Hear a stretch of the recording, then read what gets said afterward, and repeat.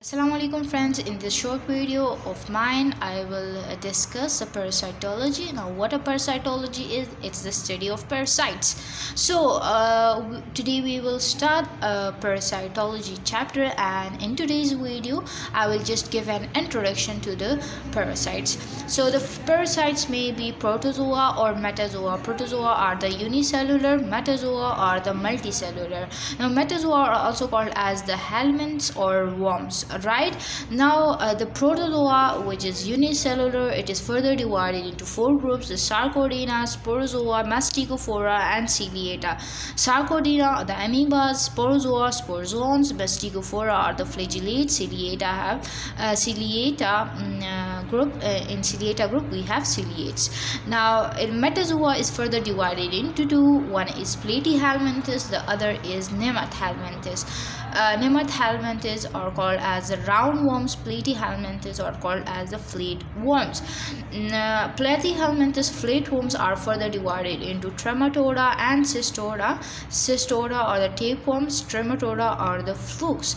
Now in pharmacology we will also discuss the anti-amoebic drugs and the anti-helminthic drugs. So remember here the anti-amoebic drugs. So the amoeba is related to the protozoa, whereas the anti-helminthic drugs, these are the subclasses of the metazoa, such that we will give the drugs that will kill the platyhelminthes and nemathelminthes, means the flatworms and the roundworms, while in anti-amoebic drugs we will give to the drugs to kill the amoebas. Right?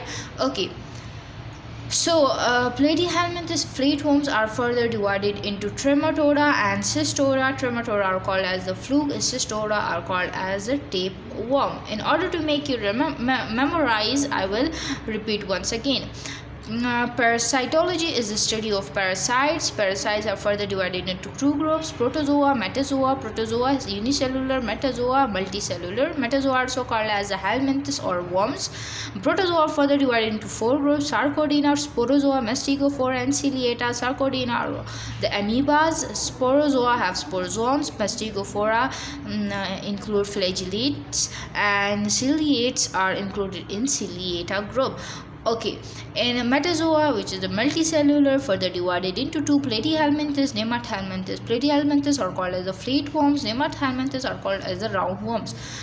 Flatworms, now they are further divided into two: trematoda are called as the fluke, cystoda are called as the tapeworm. Now we have medically important flatworms. Some examples are there: flatworms, right? Platyhelminthes, means platyhelminthes. So one we have Tania solium, and it is a tapeworm. Here it is included in the cystoda. So remember, Tania solium is a tapeworm and it causes cysticercosis. Tania solium is a tapeworm and it causes cysticercosis. Okay, the other example is Schistosoma mansoni. It's a fluke and it causes schistosomiasis. Schistosoma mansoni, it's a fluke and it causes schistosomiasis. Okay, so we studied two examples in platyhelminthes. One, the Thalia solium, which causes cysticercosis. The other is Schistosoma mansoni, which causes schistosomiasis. Thalia solium is a tapeworm, while Schistosoma mansoni is a fluke. Okay, now other we have medically important roundworms, nematodes. That is the Entrobius, it's a pinworm, and Cyclostoma anicator, it's a hookworm. Strongyloids and Trichinella, they are the threadworms. Once again, Entrobius, it's a pinworm, and Cyclostoma anicator, they are the hookworms. Strongyloids, that causes strongyloidiasis, and Trichinella, that causes trichinosis, are the threadworms. Okay. Protozoa are further classified into four according to their site of infection. So when they causes in the site of when they causes infection in the intestine, so they are called as the intestinal protozoa. If they cause infection in the urogenital area, they are called as the urogenital protozoa. If they cause infection in blood, They are the blood protozoa, and the other is the tissue protozoa. So in this we have intestinal protozoa. Example is given, Giardia. So Giardia is intestinal protozoa, Trichomonas is urogenital protozoa, Plasmodium is blood protozoa, and Toxoplasma is tissue protozoa, right? Okay, now we have intestinal and urogenital protozoa. So there are 5 intestinal protozoa that causes diarrhea. That are the Entamoeba histolytica, Giardia lamblia, Cyclospora caetanensis, Cryptosporidium, Isospora belli. Right now, in these we will discuss in detail the Entamoeba histolytica, Giardia lamblia. Right? Okay.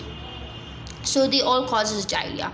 Entamoeba histolytica causes bloody diarrhea. Why they causes bloody diarrhea? Because Entamoeba histolytica basically invade the intestine. So when they invade the intestine, the reason they cause bloody diarrhea, they are invasive. Giardia lamblia are non-invasive.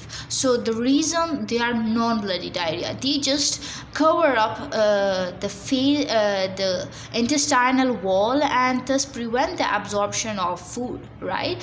And fats. So mostly in diarrhea there is accumulation of fats in Giardia lamblia, right? Okay. The other is the Balanterium coli, and it causes dysentery. Now what a dysentery is? Dysentery is basically a diarrhea that contain blood and mucus, right? So the dysentery is caused by the Balanterium coli. Okay, in urogenital protozoa, the topic of our interest will be the Trichomonas vaginalis. We will discuss Trichomonas vaginalis. Now all these, as they invade the gut, so the most prominent feature or sign and symptom of protozoa are that they causes malabsorption. So malabsorption is the common sign and symptoms of the protozoa. So it was just a little introduction regarding the parasitology. We will discuss one by one of them in detail in our next videos, inshallah. Allah Hafiz for now. I hope you just get the introduction. Allah Hafiz.